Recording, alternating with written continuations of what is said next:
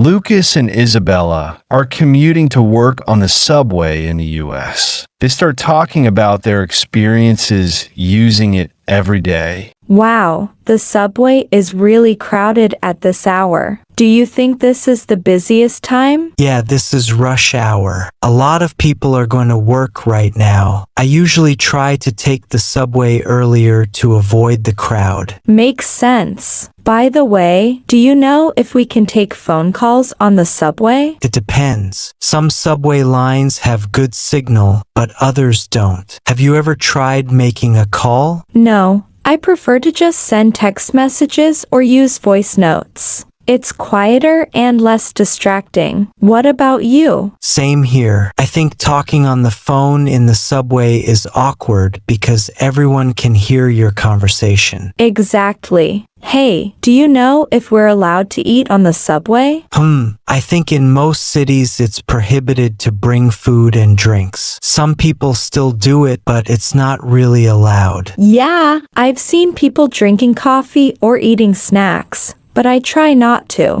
I don't want to make a mess. That's a good idea. Oh, and speaking of rules, did you know that carrying firearms on the subway is completely prohibited? Really? That makes sense. It would be dangerous to allow weapons on public transportation. Yeah, and security sometimes checks bags if they suspect something. I feel safer knowing that. By the way, do you like taking the subway at this time of day? Not really. I prefer driving my car, but traffic in the morning is terrible. Same. When I drive, I feel more comfortable, but it takes me longer to get to work. Yeah. When I take the subway, I get to work by 8:15 a.m., but if I drive, I don't get there until 8:45 a.m. because of traffic. Wow, that's a big difference. When I take the subway, I arrive at 8:30 a.m., but if I drive, I get there at 9 a.m. That's why I take the subway most of the time. Are you taking the subway after work, too? Yes,